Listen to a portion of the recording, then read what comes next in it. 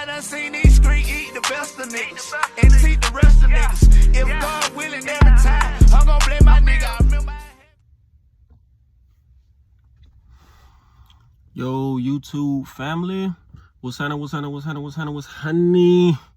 The fuck going on out there, man? Hey, Ramadan Mubarak to all the Muslims out there that's going through the fast. May Allah continue to bless y'all and help make this time as easy as possible. All right. Yeah, man, you know, I've been gone for a little minute, man, but now I'm back. Been to work on, you know, getting these stories together for y'all, man, for all my loyal viewers, man. I appreciate y'all.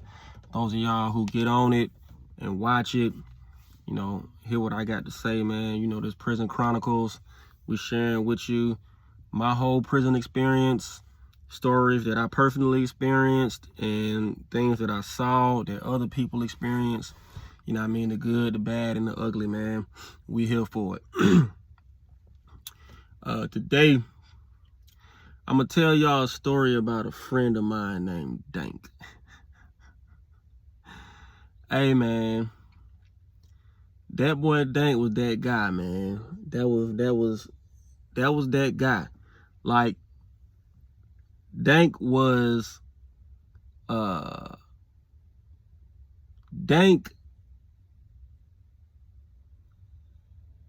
Dank was a sad story. I'm going to tell you why I say that he's a sad story. Because Dank got a life sentence for a body, I think he caught a body.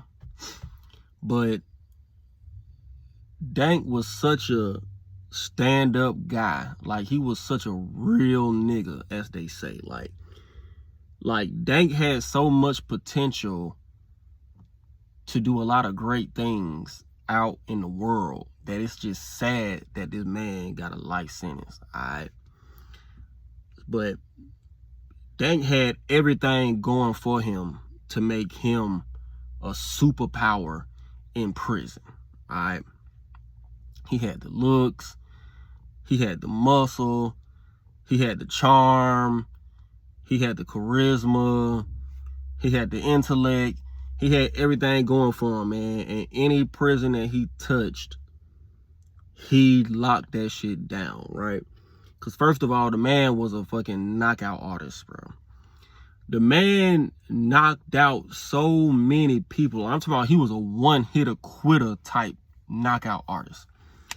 And the man knocked out so many people that even the administration, the police, the warden, from the warden on down, respected this man, bro. Because normally he would knock out people who deserve to get their ass knocked out. All right, normally he would knock out some knucklehead dude that just thought they was the shit, and somebody needed to knock their ass out. And that was the type of people who Dank knocked out. So I known this man. I met this man like, I want to say at least like 2016 or 2017, something like that. And I heard about him before I met him, because he was like he could fight real good. The man was a fighter, but not only was he a fighter, but he was good with the girls. Like, he could easily get what we call a mule. A mule is, you know, a female CO, fucking counselors, women that work in the kitchen, any administration, any type of staff member that you can get, that you could talk your way into getting them to bring you that pack. All right. As an inmate, you want to be able to get that pack. That pack is cigarettes, phones, weed, drugs, whatever you're going to be able to get. It's going to make you some money. You know what I mean? You want to get that pack, all right? And Dank was real good with that. So, when I met Dank, I was at Smith. Right? So I had heard about Dank before I met him, because he was getting a lot of stuff in. He was getting a lot of packs in. I think he had like 2 or 3 girls, staff members that he was working with, you know, working with him. I mean, the dude was a legend. Like, the dude, a legend, man. He's still knocked up, man. Like, I hate it for him, man, because he definitely wasn't the one that deserved to be out. But so he had a detail. So a detail in prison is like your job. So your job in prison, they call it a detail. So it's all type of different kind of details. But the detail that he had, he was the staff barber. So when I tell you that the man had the keys to the prison, like, when you hear these guys on YouTube and other little platforms talking about how they was the man in prison and how, yeah, I wake up in the morning and I'll go down to the CO and tell the CO to pop the door and let me out the dorm. Then I'll walk up to the chow hall and I'll tell a dude, hey, make me a burger, and blah, blah, and the dude gonna make me a burger and blah, blah, blah, blah. And any CO try to step to me and ask me why I'm in here, you know, I let them know, like, hey, I'll kill you and blah, blah, you better leave me alone. Like, you know, whenever you hear like motherfuckers talking all that shit and it sound like they capping, bro, Dank was one of them dudes who, he had the keys to the prison, bro. Like, he can go to any CO and be like, hey, let me out. Because for one, he was the staff barber.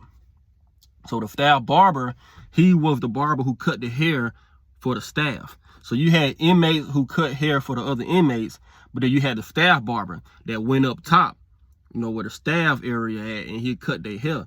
So he used to be able to just go and walk around the compound pretty much anytime he wanted. You know what I mean? He'll just tell the CO, hey, I got to go to work. They'll pop the door, let him out, and he'll wander around and do whatever he need to do. You know what I mean? He had the keys to the prison. So, but yeah, he was a knockout artist, man. Like, all of the biggest, baddest gang members or niggas who just thought that they could fight real good, man, they were getting their ass knocked out by Dank, like within 1 or 2 punches, sometimes one hit, and your ass gone, right? But I got a picture of Dank too. I'm gonna show y'all a picture, man, cause like the dude looked like a fucking R&B singer or some shit, bro. He like he was like in a fucking boy band or something when he was a kid or something, bro. He don't look nothing like the damn beast that he was. But this particular story with Dank knocking somebody out was over a staff member that was working with Dank, right? So here's the thing about a staff member working with you. Usually when a staff member work with you, obviously they gotta trust you to a certain degree. All right, you can't just be just any old little lame. Like, you gotta really be a solid dude, and you done convince this woman to risk her job and her freedom to bring you that pack. So you gotta be a real special individual, because she gotta trust you. She gotta know that you solid. She gotta know that you can protect her. All right, because if she get into some shit, she expect you to push up and have her back. So in this particular instance, it was a girl that was working with Dank. And it was this, so Dank was a Muslim. You know what I mean? If I didn't mention that before. Dank was a Muslim. And the crazy thing about it with Dank is that at the time, I was the imam. I was the imam at Smith, right? Well, I had eventually became the imam at Smith, not when I first met him. But when me and him actually got into the same dorm together, I was the imam. And it was crazy because I used to feel so weird being a leader over some of these guys. Because a lot of these guys had way more money than me, could beat my ass at any time they wanted to, probably carried way more respect from not only other inmates, but staff members and anything more than I did. And I used to look up to them, especially somebody like Dank. I used to tell him all the time, like, bro, I look up to you, bro. Like, really, I want you to be the imam, bro. Like, really, you should be the leader, bro. Like, I look up to you. And he would always say, no, shit, I look up to you. And I would never know, like, why these guys that were, like, real warriors, man, like some real, like, savage, beast, soldier, warrior type dudes, like warrior kings, like why they chose me, you know what I mean, to be the leader, you know, over these groups. But anyway, I used to tell Dank that all the time. But so there was this Crip dude, right? It was this Crip dude. His name was Trouble, right? So Trouble supposed to been like the biggest, baddest Crip on the compound at that time. He was a quiet dude, you know what I mean? He never really, he was a big, he was a pretty swole dude. He was slim. He had a slim frame, but he used to work out, and you could see the muscle tone. He had that slim man muscle tone. You know what I mean? No homo. But anyway, and he was quiet, you know what I mean? But everybody knew that he could fight real good. Like, didn't nobody just mess with Trouble, you know what I mean? Trouble was like one of them dudes. He quiet, you know, he not no bully. He finna stay in his own lane. He ain't gonna mess with nobody. But if you come messing with him, he gonna fuck you up. All right. And everybody just knew that Trouble could fight, right? So one day Trouble went and was talking shit to the girl that was working with Dank, right?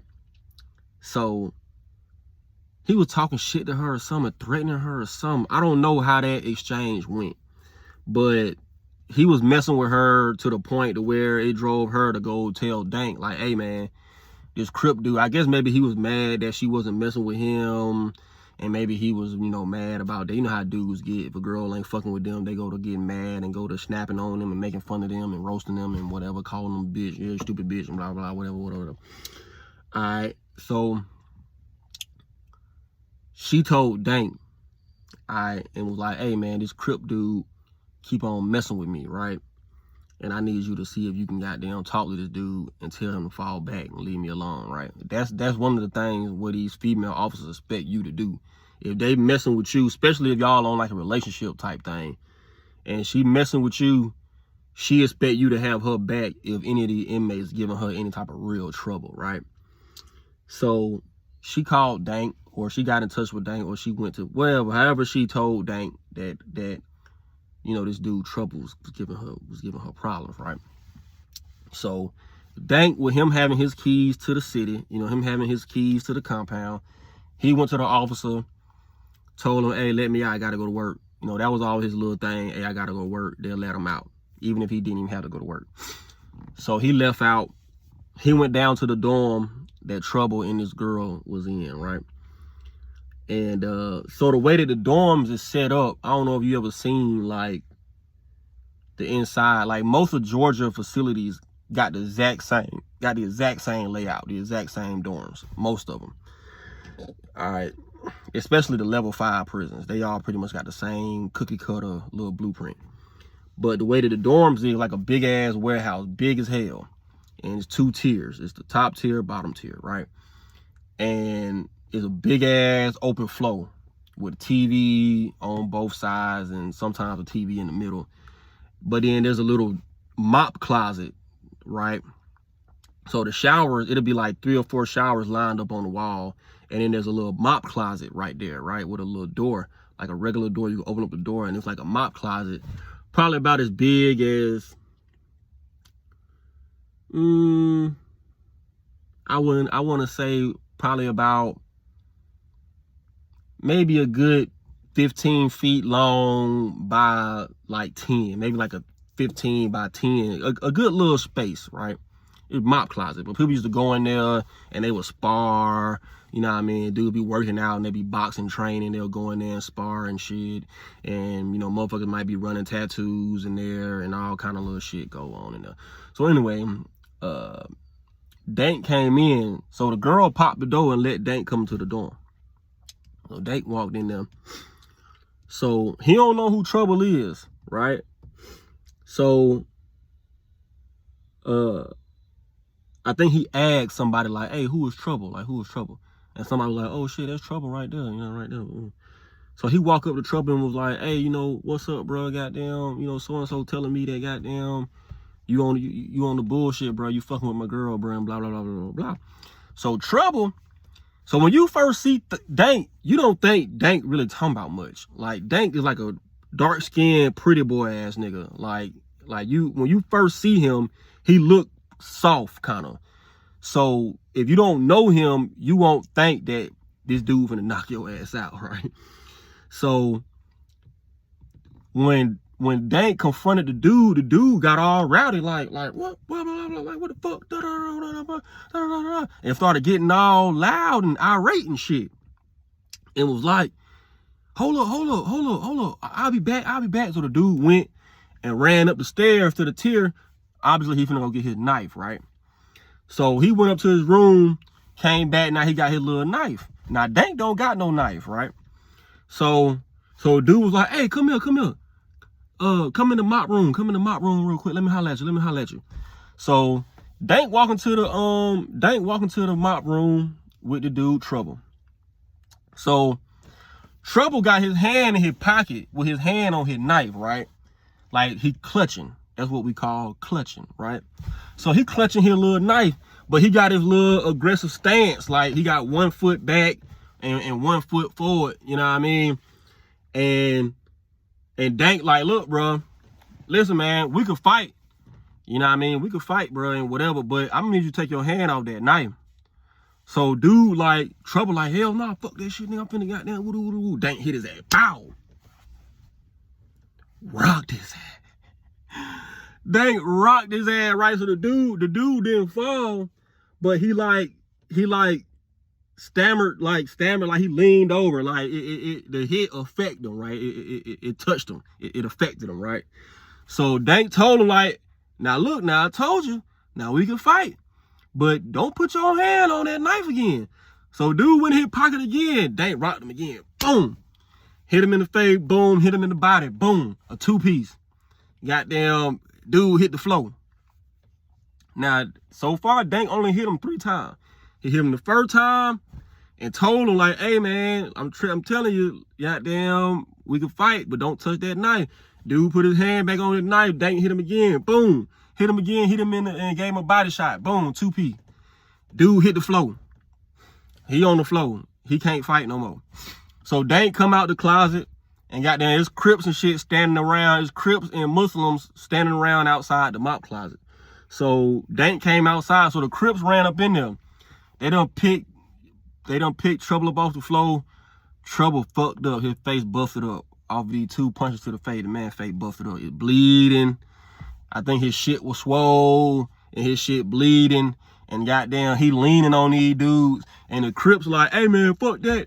Goddamn, y'all gotta fight again. Fuck that, y'all gotta fight again. And Dank like, look, man, I'll fight the man again once he get right. You know, give him a week. You know what I mean? And I'll come back, but I ain't finna fight him in this condition, bro. Look at your man, bro. He can't fight. Like, he can't fight in this condition. So Dank walk out. Dank just leave. And of course, the Crips feel some kind of way because Dank done fucked up their homie. So they try to start some shit with the Muslims that was left over in the dorm. And it probably turned to a little standoff and whatever. But didn't nothing happen. But it was a little standoff after that, right? So after that, goddamn, about 2 or 3 days after that, right? So me and Dank is in a dorm that's like an open dorm. So open dorm is like a dorm where mostly older guys and mostly like guys who got details and shit, they let them go to the open dorm. These are laid back dorm. And this is like the first time they ever let me be in a laid back dorm. Any other time they had me in the thunder dorms or the worst of the worst dorms. So I'm happy to be back here in this AC open dorm, kick back. You know what I mean? You really ain't got too much to worry about in them type of dorms. But me and Dank in this dorm together. So the way that you get to this dorm is kind of off. It kind of sets away from the regular dorms on the compound. The open dorm buildings is kind of separated. All right, it's like a walk. It's like a walkway that you walk to get up to our dorm, right? So one morning, Trouble, during the breakfast runs and shit, Trouble done got him up, because Trouble was from Savannah. So he done got him up a little gang of people, a little gang of Savannah people to try to jump on Dank and try to stab him up and shit, right? So he done got up a bunch of Savannah dudes. Most of them was Crips, but some of them was other shit, you know, because like one thing about Savannah dudes is one of the only cities in Georgia in prison that they don't care if you blood, GD, Crip, whatever, Muslim, whatever. If you from Savannah, goddamn, Savannah gonna override all of that. That's one of the only. Atlanta don't do that. Augusta don't do that too much. Athens don't do that too much. Macon don't do that too much. But Savannah is definitely one of them spots where I don't care if you Crip, Blood, whatever. If you Savannah, we finna ride with you, right? So anyway, so he get together a little gang of people, and they try to mount up and they try to come in on Dank, right? So some kind of way Dank had got word of the situation that they was coming for him, right? So Dank came to me and let me know, like, hey, bro, these folk, I heard goddamn Trouble done got him a little gang of folk to come try to, you know, do something to me. He was like, bro, I ain't studying none of that shit. He pulled out a big ass knife, bro. He pulled out a big ass sword, bro, about this goddamn big. He pulled it out like, bro, I don't give a fuck, bro. I fuck all them. Whoever he bring, bro, I'm finna fuck all these folks up by myself. And I was like, well, shit, bro, I got your back, bro. I went to go get my shit ready. I was like, bro, I got your back. He like, nah, bro, don't worry about it. He like, bro, don't even worry about it, bro. Like, just, he like, I'm finna walk out here and I'm finna goddamn handle these niggas, right? So, before Dank got out there, the dudes trying to come up to our dorm, but an officer spotted these, it was probably like 7 or 8 of them, and an officer had spotted them coming up. And like, bro, y'all don't got no business up this way. So the officer stopped them. Long story short, they got, you know, caught with the knives that they had, and they all went to the hole. So they all went to the hole, and then they was in the hole for about maybe 2 weeks, right? After that, Trouble get out the hole, and goddamn, when you first get out the hole, they had you pushing your property in like a little cart, going to wherever dorm they sent you to.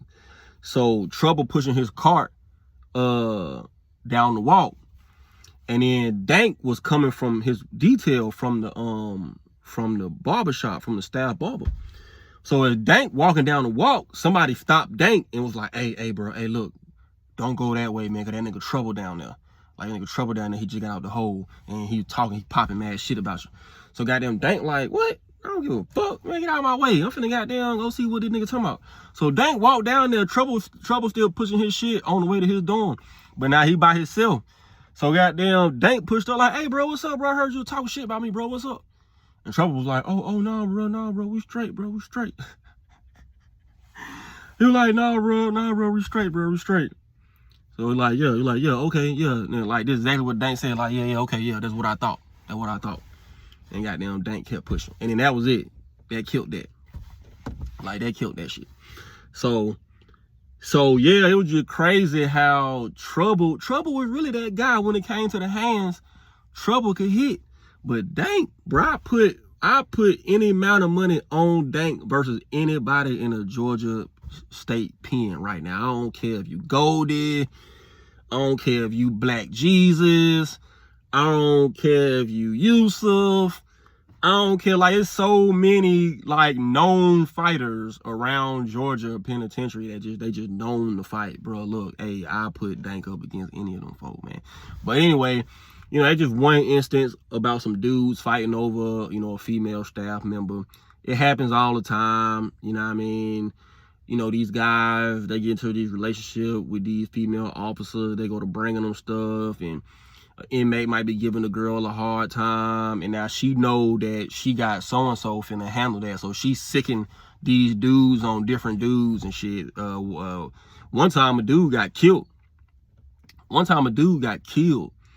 Because the dude was jacking on the girl, right? And I got another video talking about the jacking shit, but the dude was jacking on the girl, right? So she got mad and she told her little boyfriend. And the dude was like a head blood member guy. And he went and sent some of his little dogs to go handle the nigga. I don't think they meant to kill the dude, but they killed him. I don't really know all the ins and outs. I was at that prison when it happened, but I don't know all the details on that because I ain't know none of them guys. But yeah, the shit happen all the time, man. But that's the video for today, man. Hey, man, y'all hit that like button, hit that subscribe button. I'm finna come with something else next week, probably, man. You know, if I had the time to make something, I got a bunch of shit in mind that I want to tell y'all about, but I be bullshitting. But I'm gonna do better, man. Y'all stay tuned. I appreciate y'all, man. My loyal watchers, man. All y'all new people, man. Hit the like button, hit the subscribe button, man. I got a lot more to come. Peace. Oh, yeah, and I forgot. Yeah, I told you I was going to show y'all a picture of the dude, Dank. But hold on, here it is. It's the picture of him right here.